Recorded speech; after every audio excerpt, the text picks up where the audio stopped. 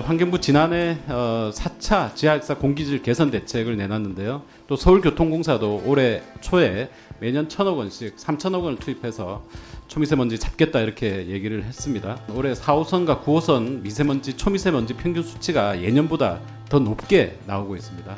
이 대책과 현실이 반대로 가고 있는 것인데요. 특히 지하철 역사의 초미세먼지는 바퀴가 레일하고 닿으면서 발생되는 먼지들이기 때문에 거의 중금속 덩어리다, 이렇게 굉장히 위험하다 이렇게 얘기들을 하는데요. 문제는 이런 위험한 지하 역사 미세먼지, 초미세먼지들이 개선되지 않는데도 불구하고 정부의 예산이 계속 줄어들고 있다는 겁니다. 일평균 1,000만 명이나 이용하는 지하철 역사 공기질, 이대로 방치하실 거는 아니실 것 같은데. 아닌데 항상 이게 난제인데요. 서울시하고 환경부하고 기재부하고 난제인데 해당.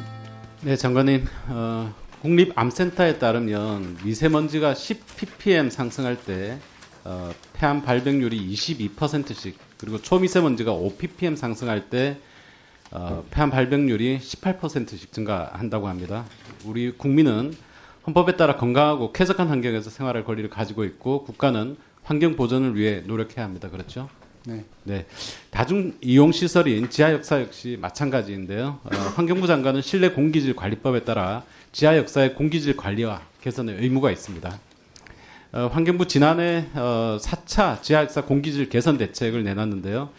2022년 29 ppm 수준인 지하철 초미세먼지 농도를 2027년까지 24 ppm까지 낮추겠다 이렇게 얘기를 하셨고요. 또 서울교통공사도 올해 초에 매년 1,000억 원씩 3,000억 원을 투입해서 초미세먼지 잡겠다 이렇게 얘기를 했습니다. 그런데 서울교통공사가 측정한 데이터에 따르면 올해 4호선과 9호선 미세먼지, 초미세먼지 평균 수치가 예년보다 더 높게 나오고 있습니다. 이 대책과 현실이 반대로 가고 있는 것인데요. 특히 4호선의 경우에는 미세먼지는 전년 대비 28.5 ppm, 그리고 초미세먼지는 11.6 ppm이나 더 높게 나왔습니다. 역사별로는 수유역, 명동역 굉장히 높게 나왔고, 성신여대 입구역 93.3 ppm이나 나왔어요. 환경부가 측정한 값에서도 거의 동일한데요. 9호선 같은 경우에는 역사들의 89%가 기준치를 다 넘게 나왔습니다. 특히 지하철 역사의 초미세먼지는 바퀴가 레일하고 닿으면서 발생되는 먼지들이기 때문에 거의 중금속 덩어리다, 이렇게 굉장히 위험하다 이렇게 얘기들을 하는데요. 문제는 이런 위험한 지하 역사 미세먼지, 초미세먼지들이 개선되지 않는데도 불구하고 정부의 예산이 계속 줄어들고 있다는 겁니다. 2020년에 615억 원이었는데요. 해당 예산이 올해 170억 원, 또 내년에도 아마 같은 수준인 것 같아요. 일평균 1,000만 명이나 이용하는 지하철 역사 공기질, 이대로 방치하실 거는 아니실 것 같은데 왜 이렇게 예산을 편성하고 있는지 그 이유에 대해서 질문이 끝나면 좀 답변해 주시고요. 2020년 환경부 감사에서 지하 역사 내 미세먼지 주 오염원이 지하철 터널 내 미세먼지라고 지적을 했고, 가장 확실한 효과가 아마 집진기인데, 이 집진기 설치율도 5년 동안 40% 수준으로 계속 지지부진한 그런 상황입니다.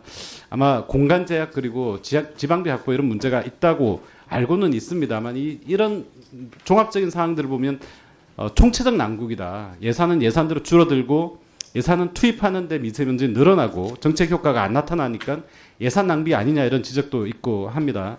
저는 환경부가 지하 역사 공기질 문제 이제는 실질적으로 개선하기 위해서 문제의 원인을 제로 베이스에서부터 다시 좀. 장관께서 지하 역사 미세먼지 농도 관리 위기의 원인 대책 이런 부분들 종감 전에 정리되는 대로 혹시 그 부분 답변하실 거 있으실까요? 아닌데 항상 이게 난제인데요. 서울시하고 환경부하고 기재부하고 난제인데 해간 고민해서 종감 전에 다시 한번 저희들 1차 보고라도 드리도록 하겠습니다.